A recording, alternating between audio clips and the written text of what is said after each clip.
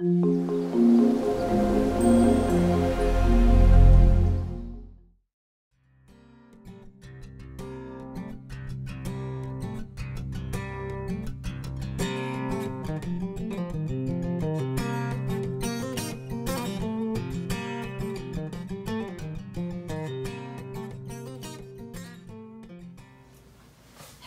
everyone. Hi Joanne. Hi Donna. Hi Betty.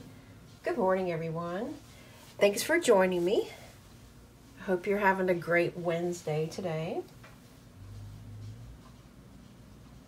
Oh, thank you for sharing too. I appreciate that.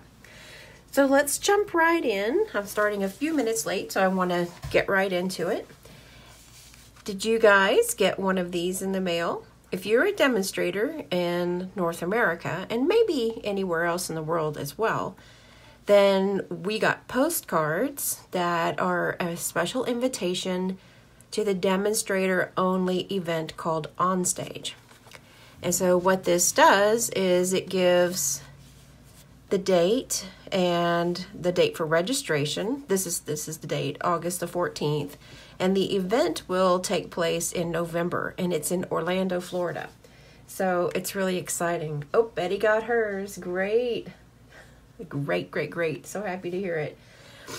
So if you have ever thought about going to Onstage as a demonstrator, then this is a wonderful time. And I invite you to come with my team and I. You have to be a demonstrator though, so grab that starter kit. It's the best deal, and you'll be able to go to Onstage in Orlando, Florida. Yay! So I do have a piece of happy mail. This is from my friend Betty, and look at all these wonderful colors. Isn't that the coolest? Betty makes the best cards. BJ, I call her BJ. So this is Bird Banter stamp set. And I always like the little special notes that BJ puts on her cards, and all the little extra accents, as they are the coolest. And then she puts a special note on the inside too, and it always has a Bible verse. So there's like so many wonderful things that I love about BJ's cards, and it's just the coolest. So thank you, BJ. Hi Karen, how are you? So today I'm going to answer some questions, and then we'll get into the technique. I've got a couple of techniques to share with you today. It will be featuring some new products, but I had some questions that I wanted to answer first. So last week I featured this project on my blog. It was on my blog on Thursday, as well as a shaker card that it matched. Hi Fran, thanks for stopping in. This is from A Little Wild stamp set, and this is the Twinkle Twinkle Designer Series paper. I created this bag on, gift bag, on the gift bag punch board, and this is the large size bag. So what the question was that I had was, how does the handle work and what is the little trim? So I will do my best to get a really good look at this for you. So I did some little hole punching by holding these two pieces together. This would be one of the sides plus the front. And I used a small hole punch. And I did that 4 times, one for each one of the corners. I made sure that they lined up nice too. And then I was able to thread some of the polka dot tulle ribbon through. And then I made it like a big circle. And then I just tied it in a knot here, double knot, and then that just kind of sits against the back. Now inside there is, I'm not sure how well you can see it, but there's a trim. Let's see if you can tell from this. There's a little white trim that goes along the top ridge of the bag. And I created that with the I forget what it's called, but it's a punch that we have. It's a ribbon punch, and it's one of the long punches that you're able to scoot the paper along, punch and scoot. And hi, Anne-Marie. Thanks for stopping in. I hope you're feeling well. So I made that all along the edge by punching out first And I created this really long strip. And then I used liquid glue to just glue it on the inside of the bag. But it gives it a nice little feminine look. This could be done for a baby gift. It could be. It's not necessary. I didn't make it as a baby gift, but it could be. And then this is what the front of the bear looked like. I didn't feature the front of the bear. Of course, my kids like to always have a front and a back to everything. If there's a back view to a stamp, they want to see the front. Thank you, Fran. Yes, it's a decorative ribbon border punch. And it's a lot of fun to use for all sorts of things. So this is the closer look of the gift bag. And another question that I had was a closer look at a few cards. So I'm going to give you a closer look at the card that is on my blog today. And this is from Peaceful Place stamp set. I put this in the Stamparatus, the actual stamp, because it's a pretty big stamp. And oh, I'm glad you're feeling better, Anne-Marie. And I first stamped it with Crumb Cake. I'll give you a close look here. And then I left the stamp where it was and the paper where it was, and I used gray, I think it was gray granite, to go in and add some darker color to those trees that appear in the background, plus like the edge shady part of the tree here. And then I stamped all of the leaves were stamped off in Crumb Cake as well. And then I used some Stampin' Blends markers to give them just a touch of color. And this little squirrel is stamped on Crumb Cake, and I stamped him with soft suede, so it would be darker than the Crumb Cake. And then I went along and added with my Stampin' Blends marker some shadow marks, and that's how I got the look of the little squirrel there. But isn't he cute? And this is what the squirrel originally looks like. So he would be sitting in his little happy place, but I just fussy cut him out so that he would be right here in the midst of all these branches. And we get lots of squirrels. I'm sure wherever you live, you get lots of squirrels too, because we have so many. They're abundant, aren't they? The little robbers of the bird feeders. I love birds, and I feed them seed in the backyard, and the squirrel comes along and just ruins the whole thing. But that's okay. We want him to eat too. So that's a closer look at this card.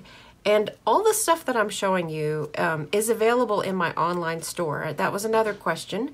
I do have my online store that you can get to by going to jennyhalldesign.com. Click on Shop Now, and you're there. It's just that easy. So this is called Peaceful Place, and it's a really easy card to create. It may look a little complicated, but it's not. I've got fussy cutting here, but that part can be left off if that is something that doesn't work for you.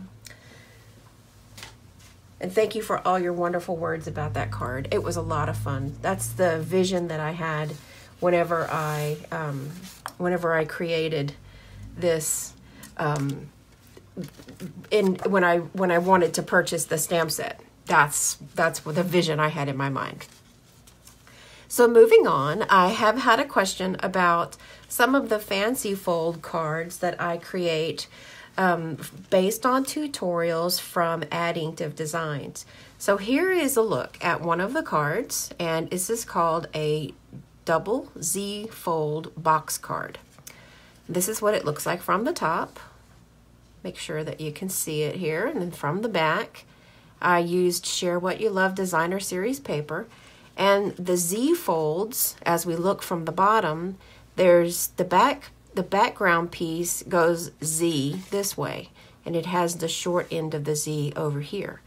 And then there's this little bridge area that overlays, and it has a Z area that the short part of the Z's here.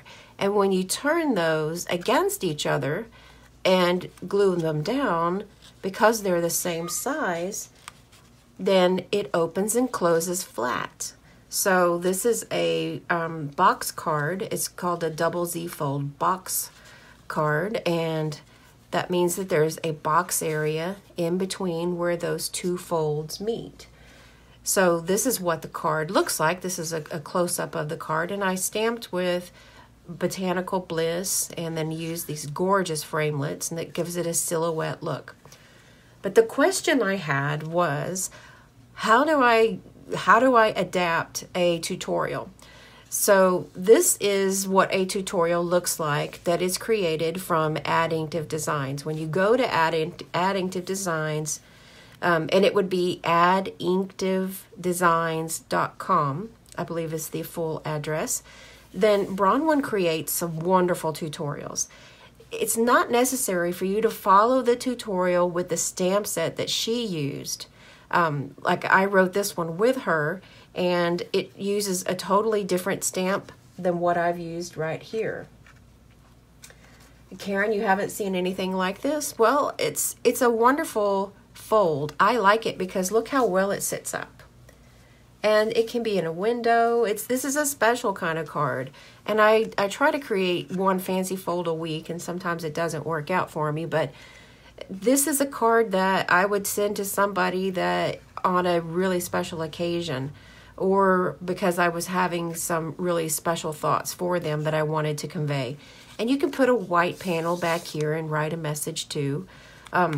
But back to the Addictive Designs. So when you go there and look for a certain type of fold, then that's when your own creativity kicks in, and you can use your own ideas to adapt a certain fold or design. So this is a great example of, this is the double Z fold box card, and you can see here that the dove is on the box portion, and it sticks up and suspends in the middle, just like the flowers are here. Here's a look from the bottom, and you can see that's the area there. Now, this is not the same looking card, but it is the same instructions. So I just wanted to take a few minutes to explain that, yes, you can go to Addictive Designs and you can purchase one of Bronwyn's tutorials, and you can turn your own idea into the fold, or you can follow all the instructions just like normal. Fran is asking, it looks smaller than normal. Is it just the scalloped edge that makes it appear smaller? I will give you the measurements of this. Let's see. This is in inches here, so it goes to just over 4, just less than 4 1/4. I make sure that it's going to fit in an envelope. So like here's a piece of paper that is 4 by 5 1/4. It's 1/4 of an inch smaller than a standard card base. And this will show you that, yes, it is a little bit smaller. And that's because I want it to be able to fit in an envelope and mail very easily. Sometimes these cards can have a little more bulk, so creating it to this size, and this is the largest of the layering circles, creating it to that size is going to help keep the bulk down and be able to have it mail easily without having to put a lot of extra postage on it. So this is how I come up with these ideas, is by using one of Bronwyn's tutorials, and I think of my own ideas of like what stamp set can I use, what color scheme, are there any techniques I want to try to, you're welcome, Fran, are there any techniques I want to try to help somebody learn? That is how I come up with some of the ideas. So that's how this card is adapted from this card. And yes, I made this card. I wrote this one, this tutorial with Bronwyn. So if you want to get to any of her wonderful tutorials, go to addictivedesigns.com, click on the tutorials, and then just start looking from there, and you'll find so many wonderful things. She has so many skills. She is a very talented lady. So Addictive Designs, that's Bronwyn Eastley. And she is based in Australia, but she has her tutorials are in different, they're in different like measurement, imperial versus metric and stuff. So if you're in the United States, yes, you can make it. Yes, it's adaptable. Yes, she does, Fran. She does absolutely gorgeous work. So here is a sneak peek at a card that is going to be on my blog on Saturday. This is the next one I have coming up for adding to designs. I try to do one fancy fold a week because you guys love them. You keep giving me feedback that you really like the fancy folds, and so I try to give lots of ideas. So this is a fold that, yes, Bronwyn has a tutorial for this. You guys are the first ones that are seeing it because it's not going to be on my blog until Saturday. So this looks like a little planter, and I believe the tutorial I followed is called the planter box or planter pot. In my post on Saturday, I will make sure that I link directly to it. So this is made with the Petal Promenade designer series paper, and this is I forget the name of the stamp set, Beautiful Promenade. It'll be linked, don't worry. So what makes this card really fun is that it is an easel card, and this is what it looks like on the inside. So you can prop it up here, and then it's just a beautiful bunch of flowers that someone could put up in their kitchen window or what have you. And this also comes away. Cool, huh? So this piece of paper is from Tranquil Textures. It's the soft seafoam. I wanted to give a background look to it. And this just slides back in, and this is from Beautiful Layers, Thinlits Dies, and then the back is plain. You can write a note on the back. So this is a look. You guys are getting the first look at it. Sneak peek. Fun stuff. Okay, so now to a little bit of housekeeping that we will run through really quickly and then jump right into our technique in a first of 2 cards. We're going to make 2 cards today. So I have some news to share that I'm going to be having a table at a craft fair. It's local to South Jersey, so if you want to come out and see me, it is going to be on July 21st, and it's going to be at a school, at a local school. It's called Buckshootum Road School. I am going to be selling some of my finished cards, and I will be asking people to enter into a drawing to get private classes, and I am going to offer private classes locally here in the South Jersey area. So if you are within an hour's drive from where I live, then I am so happy to come and give you a private class. So if you are interested in any more information about this, then let me know. And by the way, if you want a private class online, we can work that out too. Not out of the scope of what we can't do. It is something we can do. So I'm very happy to help out. Here is my host code for the month of July. And in case you need help seeing it, I'll read it off. It's DR9, V as in Victor, F, D as in dog, 4, and S. That's our host code. So I have some specials that I want to just quickly bring to your attention. Right now, this month, there is a promotion from Paper Pumpkin, and you can get 50% off your first month, which is really cool because the kit this month is awesome. And the kit next month, I'm thinking is going to be looking like this. This is a little sneak peek. I'm guessing that's what it is, but it's going to be a gorgeous kit. And yes, another question that I've been asked to highlight is that anybody who is my Paper Pumpkin subscriber they get the free tutorial that I do every month that has 3 to 4 additional designs that are just my own design that you can make with the kit. So this is a lot of fun. Paper Pumpkin is really great. Good morning, Miss Carol. I hope you're doing well today.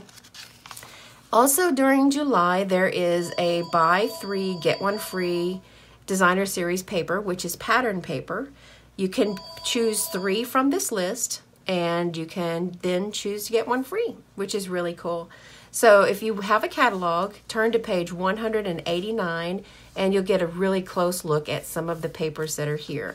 And of course, you can contact me for any questions at all. And be sure when you're ordering to use the host code if your order is under $150. Okay, here is an update on my my incentive trip. My goals are, I'm making some way, but I really need some help. So I would appreciate if you guys would love to support me. Then you can purchase my tutorials at jennyhalldesign.com. Go to tutorials and click to purchase. You purchase them outright, and it's sent to you through a download link. When your receipt has a link on it, and that's when you click to download it. You can purchase in my online store. You can join my team. There's lots of different ways that if you want to have a private class, an online private class, if you want to join my Stamp of the Month club, if you would like to join my color club, there's all sorts of different incentives that I have, and I thank you so much all for your support. But yes, I've still got a ways to go, and I've only got about 2 months left to get there. So if you'd like to help me try to earn this trip, then I would much appreciate your help. It would be for a cruise to the Greek Isles. So this is how far I've gotten so far. I'm trying. I'm working really hard to get there. So another promotion is if you join my team during the month of July, you get to pick a stamp pad family for free. And this is what it looks like to have a family of stamp pads. You get a whole package of stamp pads, and they are of one particular colorway. For example, you have the brights, or you can get the subtles. You get to pick. And it's going on all during the month. And for those of you that have already joined my team this month, I'm so happy to have you. I'm really excited to share all of this wonderful stuff. And I do want to point out that all of my team members get all my tutorials for free. That's a perk. Plus, we have a lot of fun on our team. There's a lot of wonderful stuff going on. If you have any questions, drop me a comment or an email, and my email address is jennystampsup@gmail.com. Okay, housekeeping is done, so we're going to get on to our project. We have a promotion that's going to be starting next month on August 1st. That's a limited time only stamp set called Color Your Season. So I've just gotten mine in, just like day before yesterday, and we're going to be using this today, and I'm going to demonstrate it with a technique. So here's a little bit of background about how I got from point A to point B.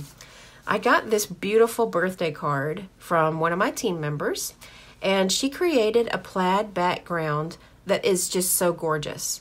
This is made with Stampin' Blends markers, and she created it herself. Isn't that the coolest? I was so impressed with this that I tucked it away in the back of my mind that I was going to try to help other people learn how to do this as well as Joanne did.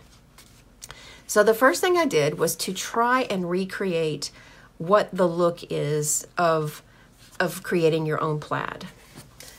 And I used Stampin' Blends markers, and I tried to use the same colors, and I did it in a little bit of a different way. I put some colors next to each other that would give it more dimension so that it kind of lets the eye soak down into this beautiful grid of colors.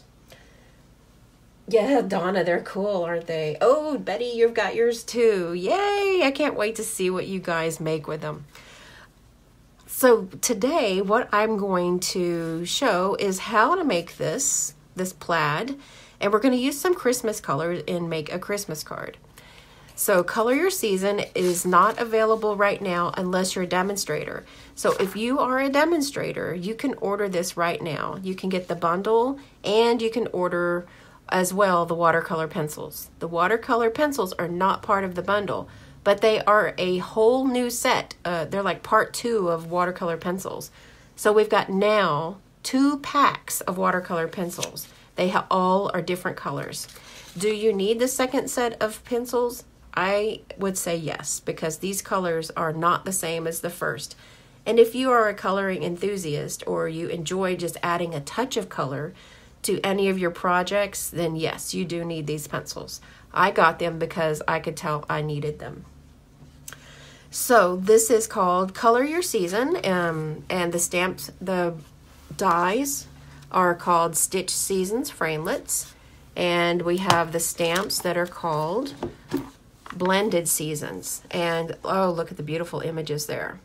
So what we're going to use on card number 1 is we're going to use this really pretty Merry Christmas font. Isn't that nice?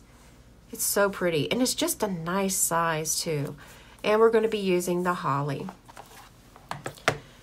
I'm going to use the die. In fact, I already have used the die.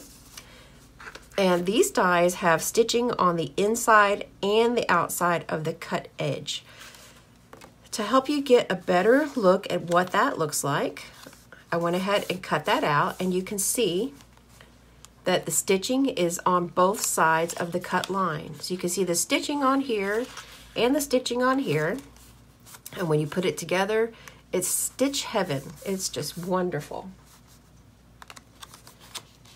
So what we're going to do today is we're going to use our plaid background, and we're going to use that as the inside portion of this card. So we're going to be using the negative space and not the die and die cut. And the die cut we're going to save for our second project. So this is one of the dies. This is the medium size that I'm using. And some of the dies cut out the stamped images, like this little pretty bell framelit here. And then some of them don't. Some of the dies in this set are independent of the stamp set.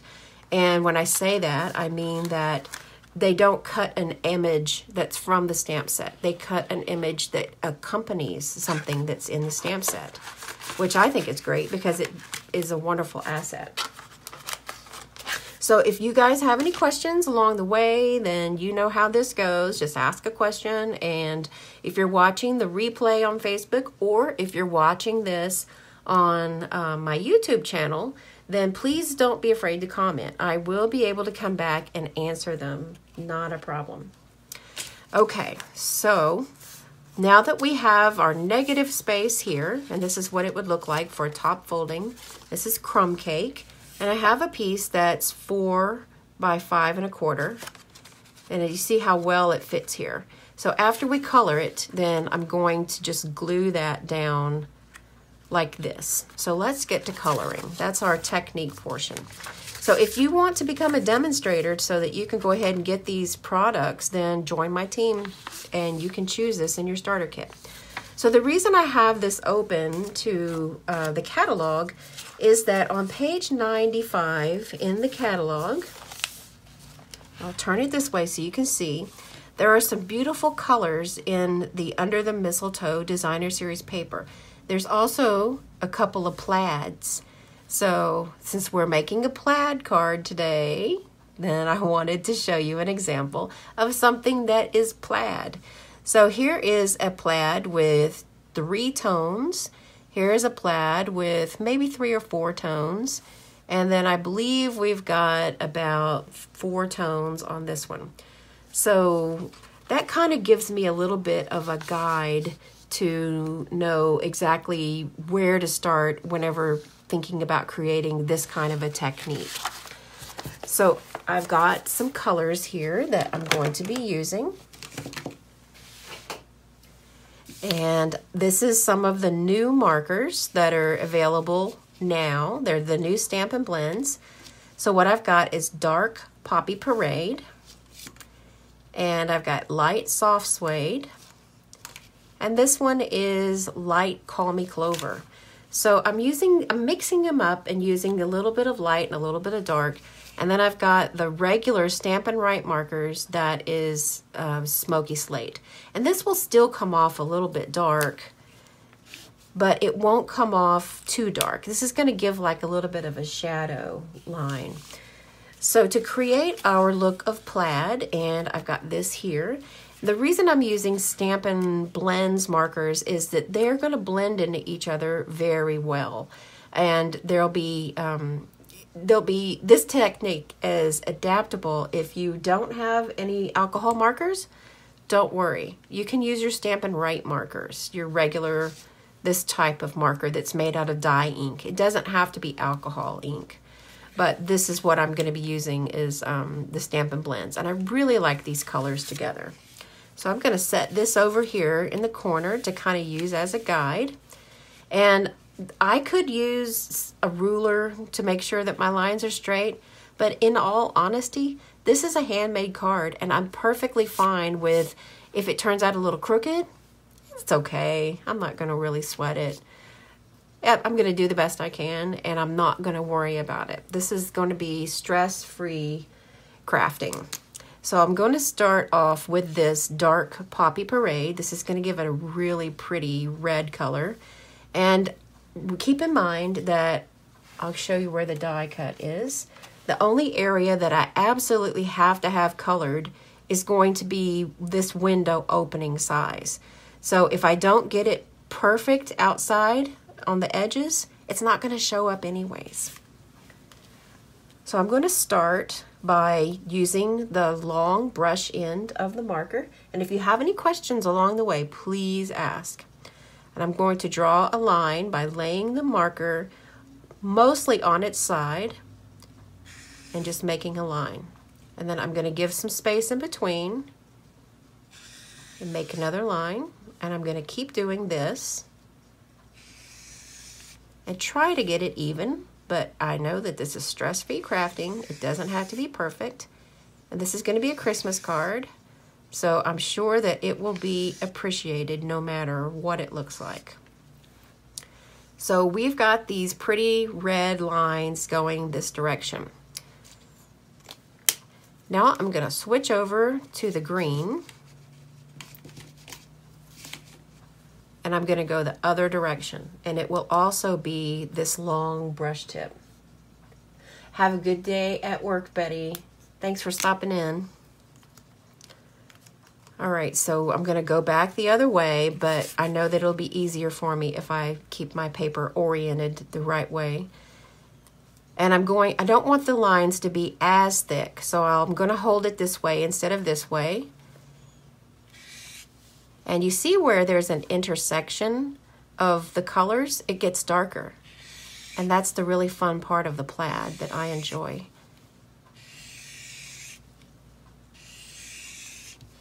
And it doesn't have to be perfect. As you can see, I'm definitely not making it perfect.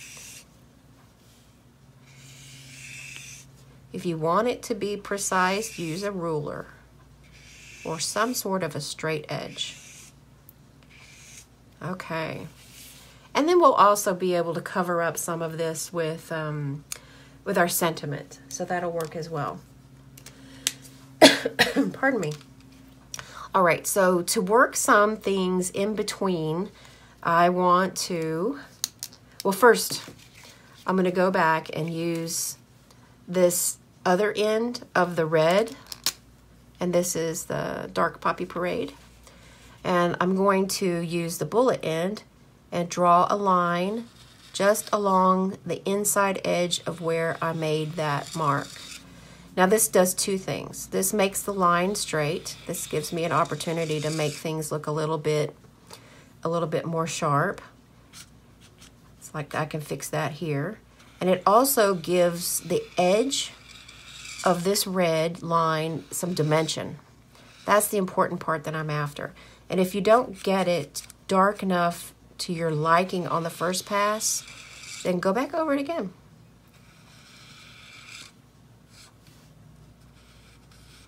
So I'll show you by going over it again. It's going to be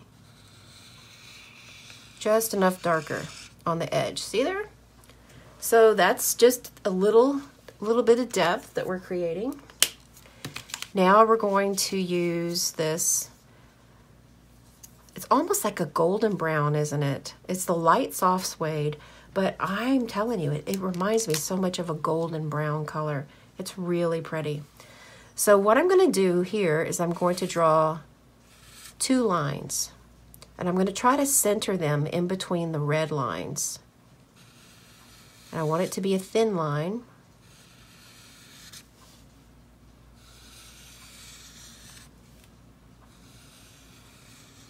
I find that I can get things a little bit more straight if I start off the paper and then just literally don't move the marker. Instead, I'm moving my arm all the way. Then I can guide my arm a little bit better to get a straight line. It doesn't work every time, especially when my work surface is bumpy. And remember, only a portion of this is going to show through our window. And this is really fun. I enjoy doing this type of technique. So already we're creating a look of the plaid and getting things deep and dark, but a fun look. And now we're going to use that smoky slate, and I'm going to be using the thin, the little bullet end, or it's almost like just a regular pen end, and I'm going to draw one line in between the greens. I want this to be very thin. So why so many colors? I know that's got to be a question that's on your mind. I wanted to have this many colors because I want the appearance of the depth. I want it to really look plaid. I don't want it to look like a candy cane. And having this many colors and intersecting lines is really going to help emphasize that. If I go too fast, I can see that my marker is not able to keep up. So I'll slow down just a little bit.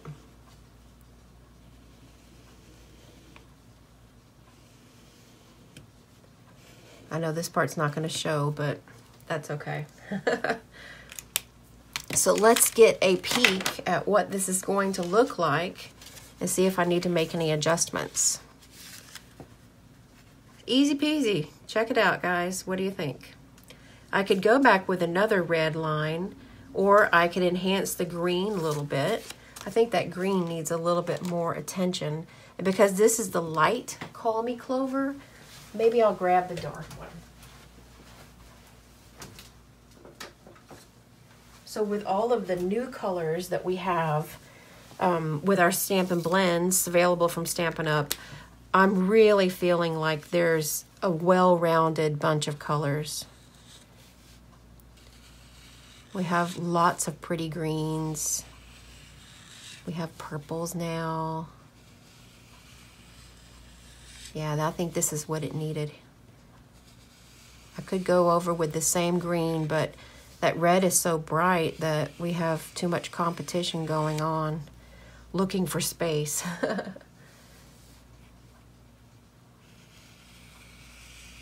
So this will also help me to be able to elongate some of the green where I really want wonky.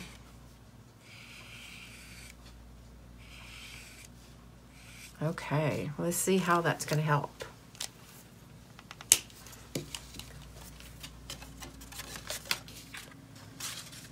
What do you guys think?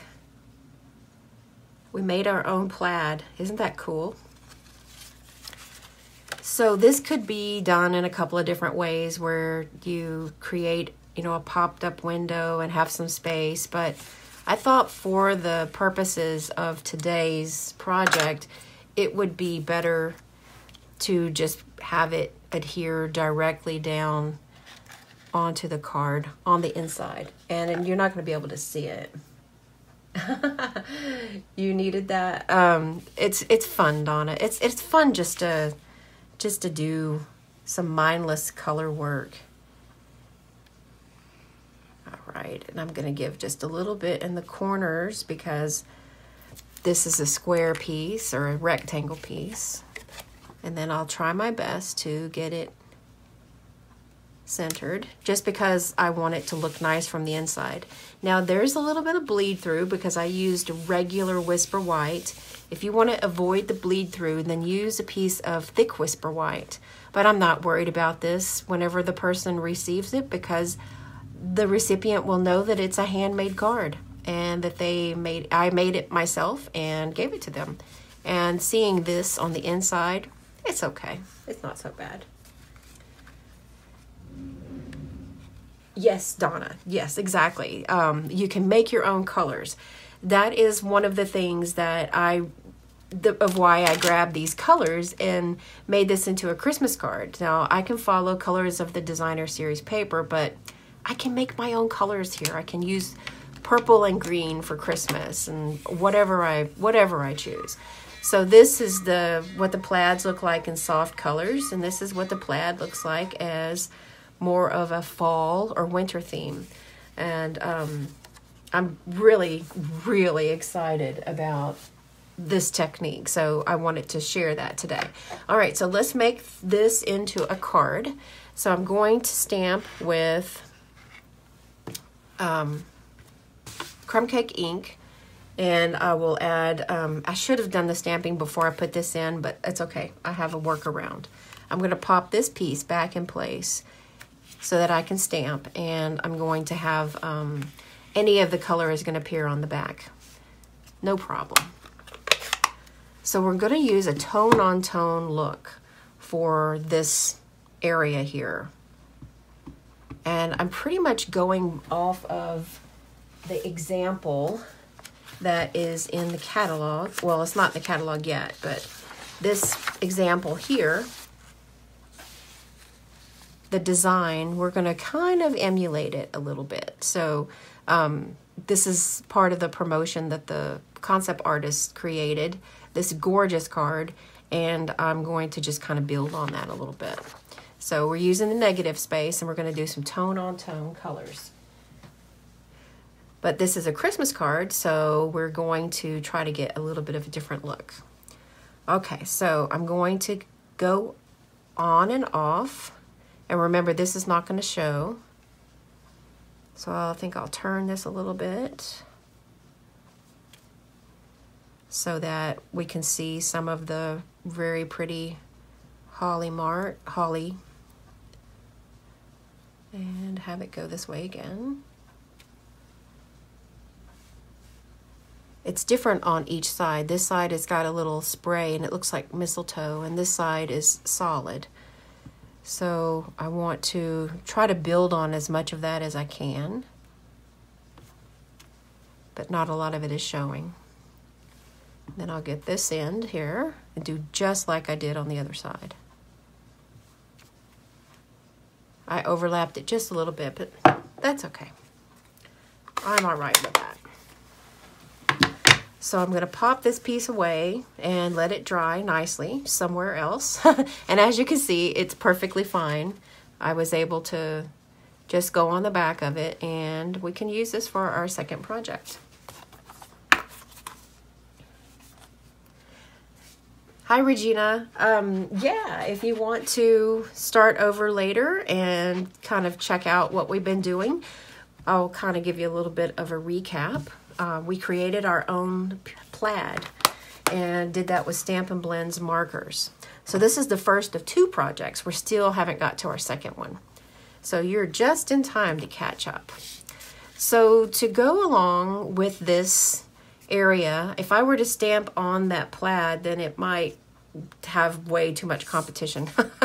That's an understatement, isn't it? So keeping with that design that the concept artists created, I'm going to stamp, and this is one of those low profile paper pumpkin blocks. I find that when I'm stamping sentiments, I can see through it much better. I'm going to just stamp right in the middle. All right.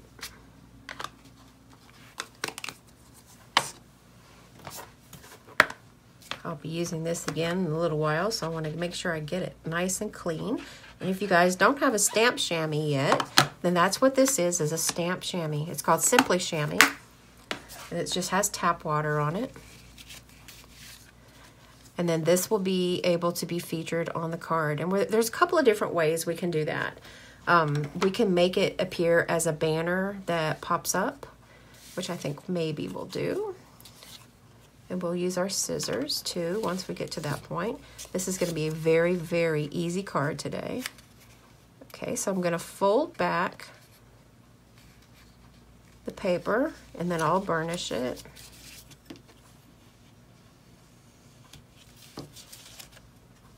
I'm going to do the same thing here. So this doesn't have to be a particular size because we're gonna kind of do a little dimension action. Since this is a completely flat card so far, we're going to add some dimension from our banner. So then I'm going to fold this back on itself about maybe 1/8 of an inch, or maybe a quarter. We'll do about 1/4 of an inch. I'm going to fold this back on itself to where it's going to go back out, and this is going to make a banner. This is one way for you to make it on your own without using a die, although there are lots of dies that will do this for you. So I'm going to do that on both sides, and what it's going to do is it's going to kind of pop up. I do too, Fran. I love it. It's gorgeous. The font is just right, and it's a good size too. I wasn't sure if I really needed to have this bundle, and once I really got a very good look at it, then the dies are what sold me on it for sure. I needed the dies, and it's those double stitching that I really like. But I like the other stuff as well. But the stamp set is really good. And I'm going to create a flag end to each side. And I'll explain how I did it on the other one. The first thing I do is I create in the middle. This is going to be how far I cut is how deep I want the flag to go. So I'm going about 1/4 of an inch, and then I start from the point of the corner and get my scissors enough to where I can cut all the way to the very deepest point of the first cut that I made in the middle, and that's going to give me an even banner instead of cutting it and not getting it right, which you guys know me. I should be called the crooked stamper. I'm the crooked cutter too, until I, was able to really get used to using this. Okay, so this is a great card as it is. We've got this nice bit of dimension that we're going to have. This is also a really good opportunity to be able to add some kind of embellishments. So I've got here some ribbon. This is some really pretty red ribbon. And we can wrap it all the way around the card. Or we also have that leaf ribbon that is the pretty green leaves. But I think I'm going to stick with red today because this red, let's see here, it says that it is real red, but it looks really good with that Poppy Parade. And this ribbon ties very easily as well.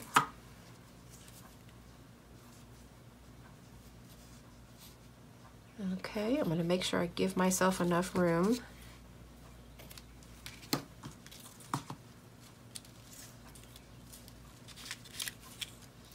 So there's a couple of different ways we could add it. We could go around the font, around the, around the banner here. We could go up and down straight in this direction and tie the bow in the middle, which is the way that I'm going to go. Or there's lots of different ways. This is what ooh, I got the wrong fold for that. Okay, so this is what we're going to have to do. I'll have to go this way. And just tie it on the side so that it won't be in the way of the banner. And this ribbon is nice and flat, so it's not going to go over and above what the dimension that I have is. I think I've got a kink in the ribbon someplace. Now, if you really want to secure this, then you can put it down. You can put the ribbon on before you put the panel, and then you'll have it show through. That's another great idea, and it would really very much secure that ribbon in place. It will not go anywhere. So we'll be using the pencils on our next project that's coming up. And we'll be using that negative, this is the negative space. We'll be using the die cut that this actually gave. So we have 2 cards made with 1 die.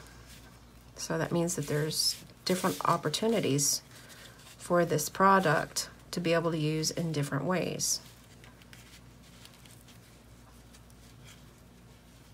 Okay, and pull it back.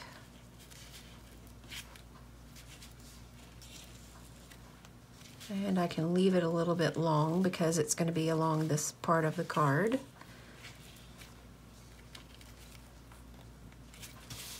And then this will adhere over it, and we'll have the ribbon kind of off to the side. So I'll use some snail adhesive.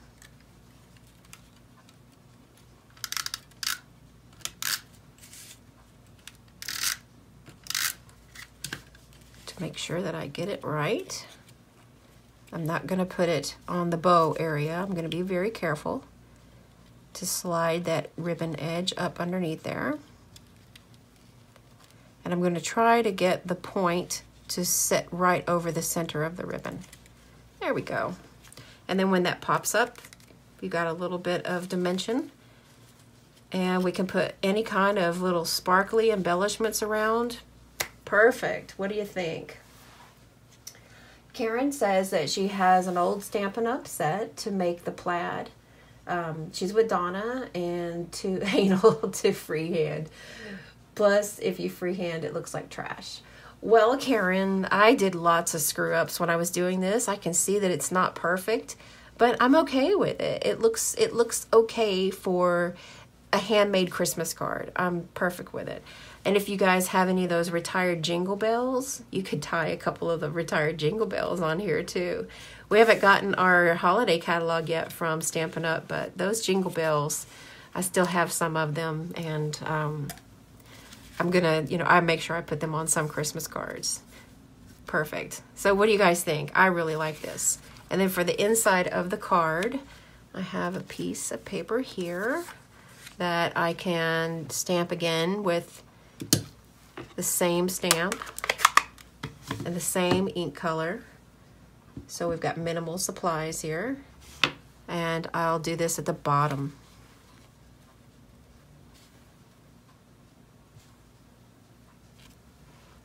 There we go. Easy peasy.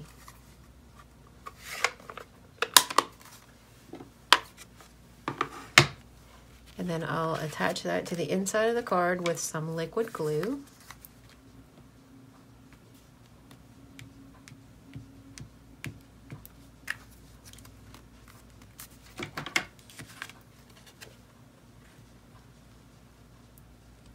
I really like this stamp set.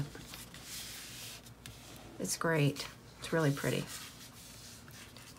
So this is a very simple card, and I really like how I put some of myself into this by creating that background. Okay, so let's move on to our next project. We're going to use, this time, this is the actual die, and this is from the Stitched Seasons framelits. If you're just joining, then thanks for stopping in. And we are using the new Stitched Season framelits and the Blended Seasons stamp set. We've gotten one project down, and it's this one. We created our own background out of some custom colors. And now we're going to do something with this guy right here. So the idea that I had was to use the colored pencils this time around and give a little bit of ideas with the colored pencils. So I'm going to be going with a different color scheme this time. Karen is asking, does that amount of glue hold the card? Yes, it absolutely does. I'll show you again. And the reason I put it in these places is because sometimes I need room to and time to like get it just that little few seconds of wiggle room. I only put it in dots because there's no like this has a lot of glue around the edge and it's very stiff.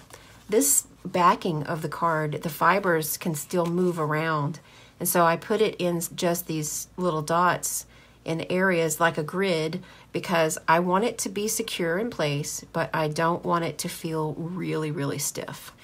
And then that will break the fibers down. Right now the fibers are able to be flexed. So yes, I use small amounts of glue on whenever I'm adhering the inside of my cards. So we're going to go with this die cut, and I'll have a white card base. This is a thick Whisper White card base. And I've already assembled a panel that is 4 inches by 5 1/4, and then I have another one that's 1/8 of an inch smaller that's adhered with snail adhesive.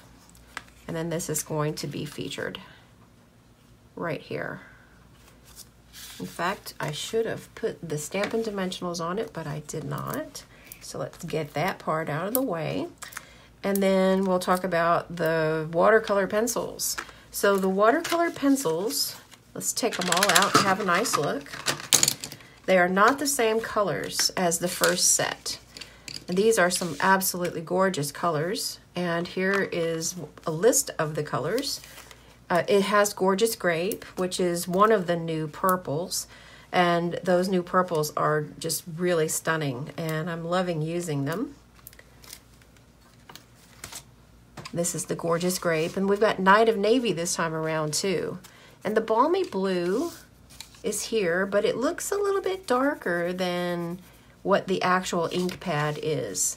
So this Balmy Blue is a little bit more like Pacific Point, but the Pacific Point is really one of my favorite blues that Stampin' Up offers. So Karen says, thanks for the double card that uses the die cut out from the first card. I try not to throw anything away, Karen. I make sure that I'm able to, I have my little scrap bin that I keep beside my workspace, and I always go to it first. And sometimes I keep die cuts in there, and I'll pick something up and get a great idea. So this is our card base that's getting ready. We're going to feature this here, and we're going to use some colored pencils. So I'm going to do a little bit of coloring and demonstrate what these pencils can actually do for us. Colored pencils they're watercolor pencils, but you can use them in a non-watercolor fashion, or you can use them in a watercolor. Meaning that you don't have to add any fluid to the colored pencil in order to use it. You don't have to do that. We are going to use a blender pen today, and this is regular Whisper White cardstock. See how it's not really thick? And I will share my tips for using a blender pen with the watercolor pencils. So here is what that same stamp we used on the first card, and I'll be using the 2 greens that are in this set, which is Garden Green and Granny Apple Green, and then the really pretty Cherry Cobbler. These pencils work really great, by the way. I'm really happy with them. So once this is dry, we're going to give it a little bit of air to make sure that black ink is nice and dry. Then set some things aside here. Then we can make sure that we have either a water brush, which is an aqua painter, or a blender pen, or you can use whatever your favorite method is. However, because this is regular Whisper White cardstock, if I overwork the paper, it's going to peel back. The top layer of the paper is going to start peeling away, and that's not what I want to have for my finished result. So a blender pen gives the ability for a very, very light touch. So I'm going to start by coloring this with the Garden Green, and I'm seeing that this has got lots of directional leaves. So the first thing I'm going to do is establish my light source. So I'm going to say that the light source is due north. Now, it's not necessary to have a light source, but for me, whenever I'm coloring, I like to have my highlights be consistent. Hi, Heike, how are you? So I'm going to see here that this leaf has got a little bit of a curved line, and that tells me that this is going to be down in the shadows and this is going to be down in the shadows, and that curve is what the light's going to hit. So in order to give this a realistic look, then I'm going to add more color into those recessed areas.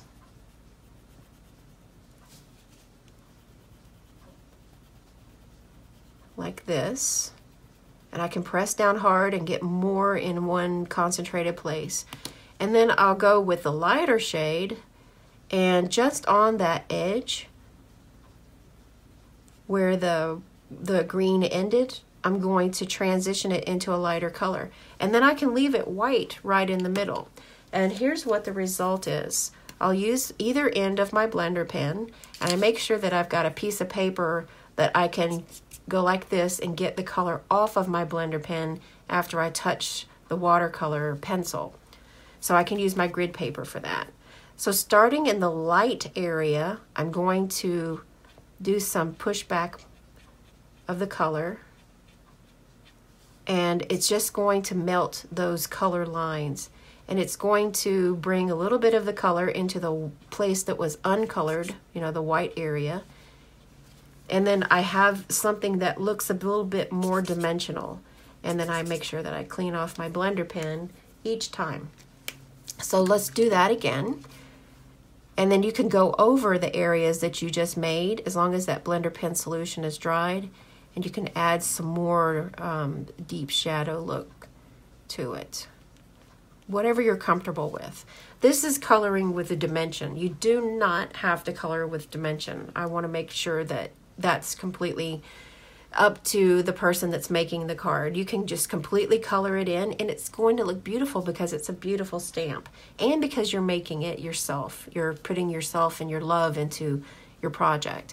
So let's do this one down here. I can see that there's a curved line on the leaf. It's not a straight line. So I'm going to stay within those deep parts of the leaf that will be curved down, and my light source is here. So I'm going to do the same thing that I did to the other leaf, and I'm even going to add some around the side, and then I can go back over it and make it darker. That's okay. Then I'll use this lighter green and go in. I like to do tiny little circles sometimes back and forth, but with pencils I find that I can get a more even look if I go in little tiny circles. And then I'm going to kind of make sure that I also add this granny apple green back into the other part of the dark green. So this can stay the way it is. You don't have to activate it with anything, but I'm going to activate it with the blender pen here. I'll start in the white area that has no color, and see there's no color on my blender pen either. But as second that I start touching that watercolor pencil, it's going to melt. So I'm going to work to where I push the colors back toward the darker shadows.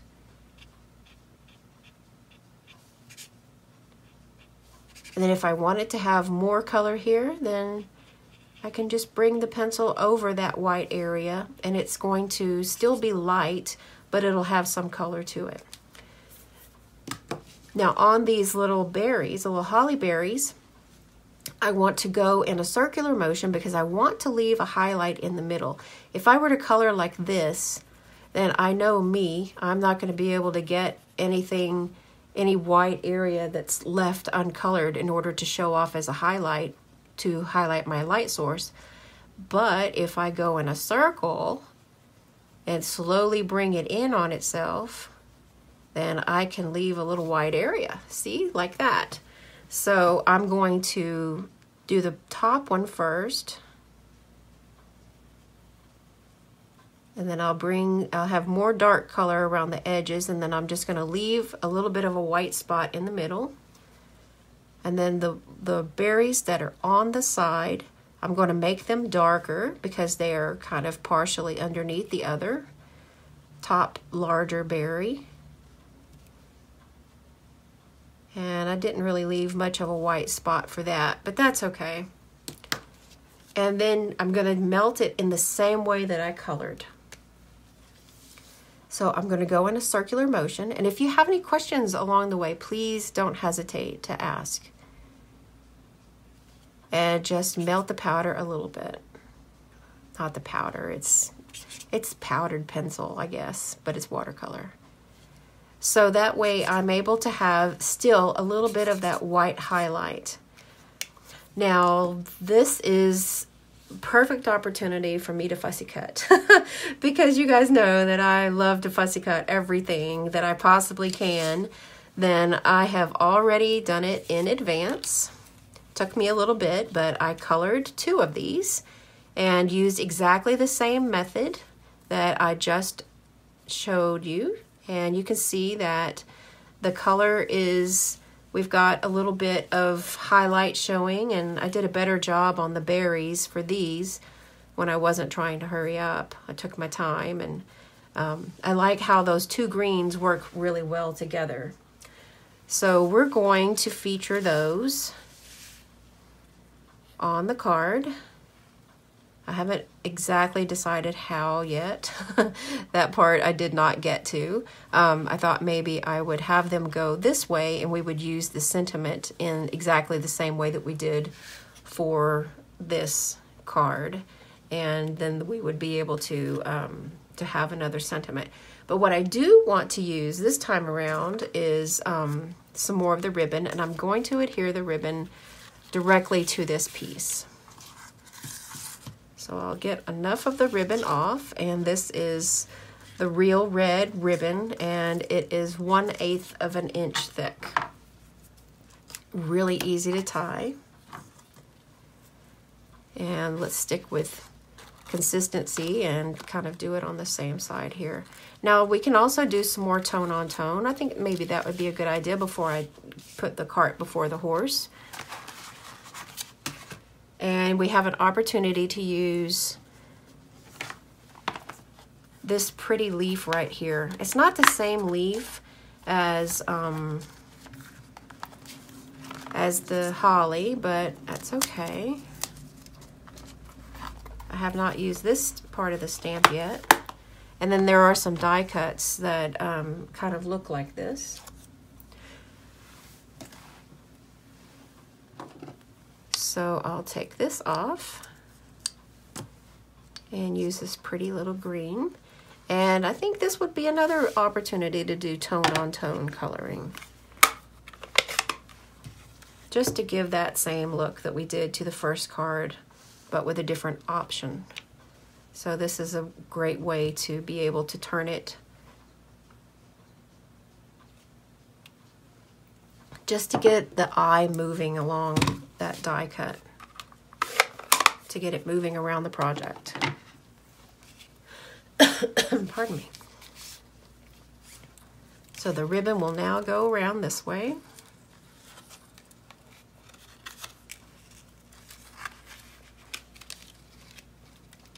I really do enjoy coloring them, Fran. It's not something that I look at as oh, I better make sure that I color these ahead of time and have everything done so that you guys don't have to watch the tedious parts. I really enjoy coloring and I really enjoy fussy cutting too. I know I'm mad, but fussy cutting and coloring are some things that I love, and I like to be able to do that when my children are around. So it allows me to do part of my job whenever I'm hanging out with my kids.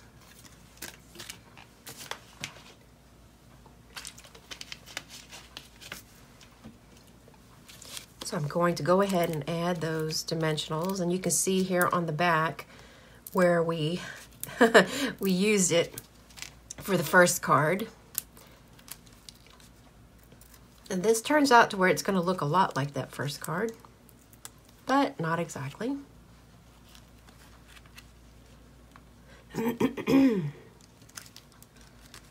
Okay, so we have our little holly that we can have come down this way. And I think I'll wait to stick them down until we have a sentiment. And no, I can't use the back of that. Pardon me. So I'm going to grab a scrap of paper that I didn't grab the first time around.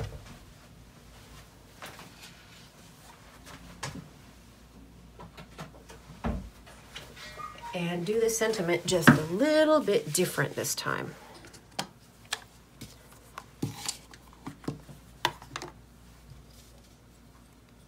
Thank you, Fran. I appreciate that. I try to explain things in a way that helps me to understand, and that helps me to be able to, excuse me, I've got a catch, an itch in my throat that's not going away.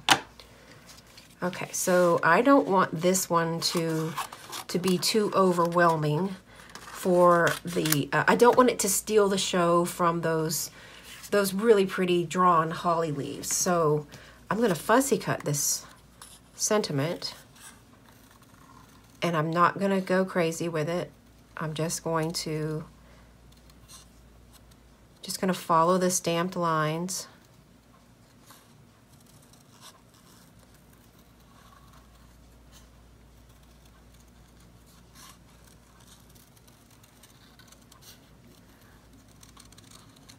Kind of give this a little bit of a of an emphasis. It's not going to be perfect, and that's okay. It's a handmade card, and I'm sure that the person that receives it for Christmas is going to be happy. And it's the words inside that really count. This is sentiment. Okay, so this is going to give us just enough.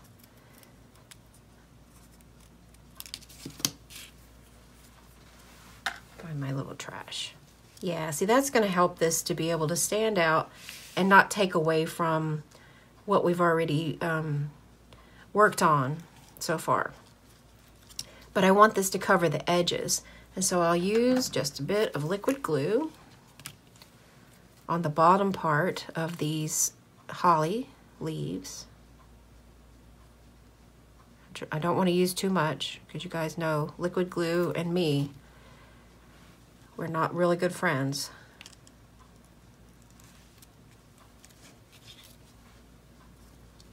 Just enough to cover up. Yeah, see, this is going to have to move. This is why I wanted to use liquid glue, because this is going to give me just that few seconds, that little bit of opportunity to have a bit to move it around. So I'm going to add to the other side. Now on this one, I'm turning it in the opposite direction. Now I'll bring your attention to something in just a few moments, in case you missed it, which I'd saved. I did not mention it yet. When fussy cutting, it's not necessary to cut every single little bitty, tiny, teeny, weeny thing out. So these little pieces, it looks like it could be mistletoe or just some kind of spray. Do you miss it? Do you miss it in this part? Or is this something that would have really, really needed to be there? Personally, I don't miss it. And if I were to try to cut around these, I could. But it's really not necessary because we've got this beautiful holly that is just there on its own.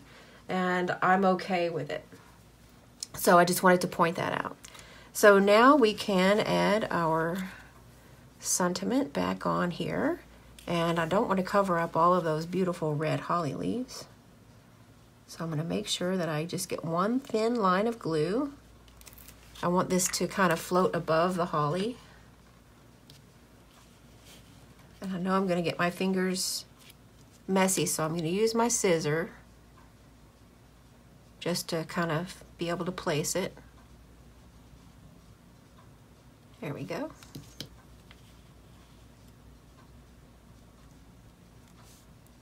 And then I'll need to hold it in place for just a few minutes. Well, I should say a few seconds. Or we can put this little guy right on top of it. How about that? Maybe give it a little bit of pressure. So here, we're not finished with this card yet. We're almost, but I just wanted to show that we've used the ribbon. We've used the same colors. This is using the Stampin' Blends. We made our own plaid for this, and it's a completely flat card except for this part that's dimension here. Speaking of which, I can add a Stampin' Dimensional if I can find one.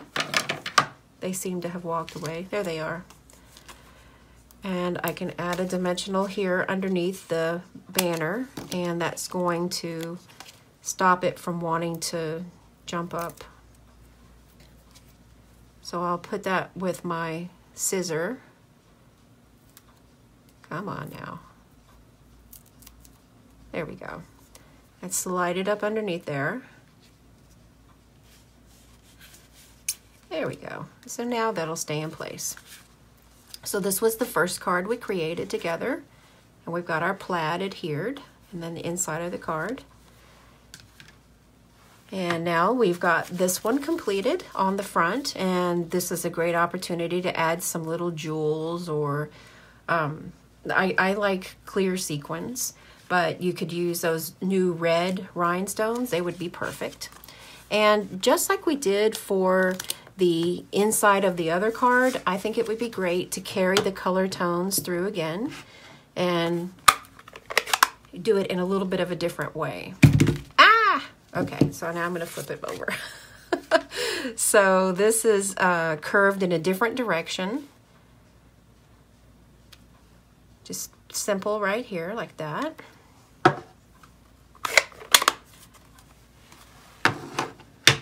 And then I'm going to take these same colors and just do it very lightly. I'm not pressing hard at all, just to kind of emulate some of those colors from the front. Thanks, Heike. I really am loving these.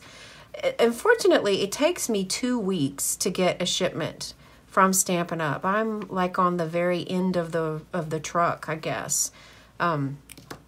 I live in New Jersey, and that's on the east coast of the United States, and Stampin' Up is not on the east coast. They are in a totally different area. So I'm just going to add some colors here, and it takes me a good 2 weeks, unless I overnight something. And I only overnight if I have, like, if it's an order for somebody else, but if it's for me, I don't. So we're going to go with the liquid glue again.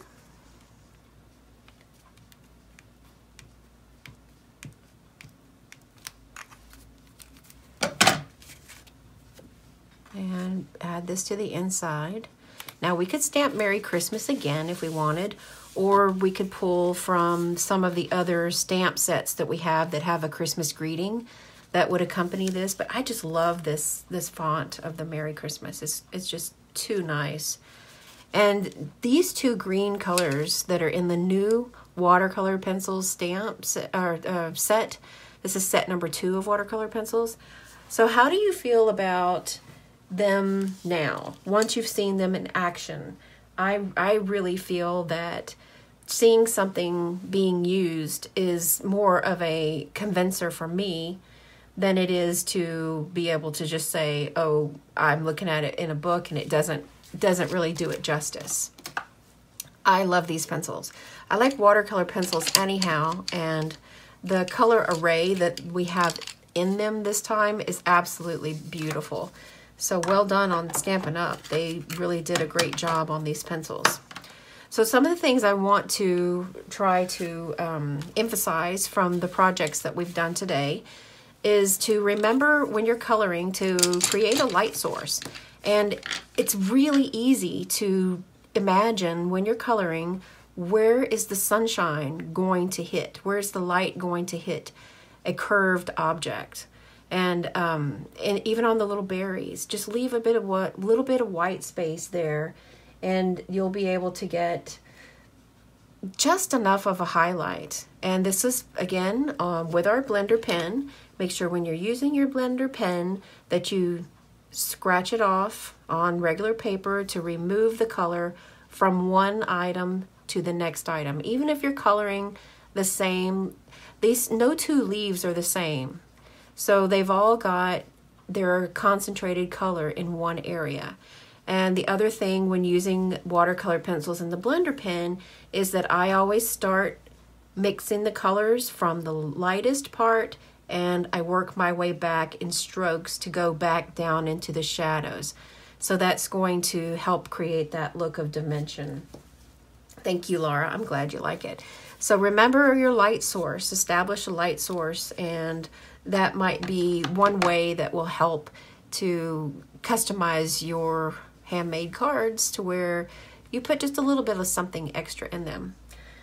So this is it for today, guys. We created 2 cards out of 1 die, and that's this really gorgeous Stitched Seasons. Have an independent die, and see, here's the little, this would go really nicely with the holly because it has those little berries on it. So if you wanted to make a die cut that would go with like maybe this, then this is going to pretty much emulate that.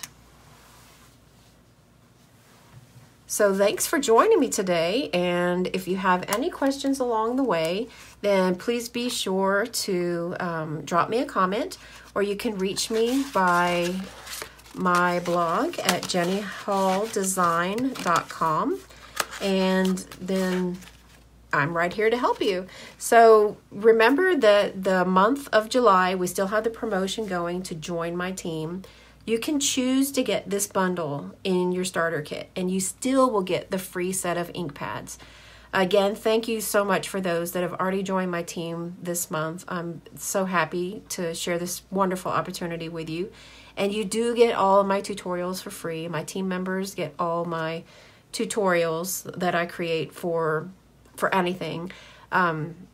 And I appreciate you so much. So thanks again for joining me, and I will see you next week right here on my Facebook Live or on my YouTube channel. And you can look for these projects to come out on my blog later on this week. So thanks again, everybody. See you next time. Thanks for watching the video. Have a good day.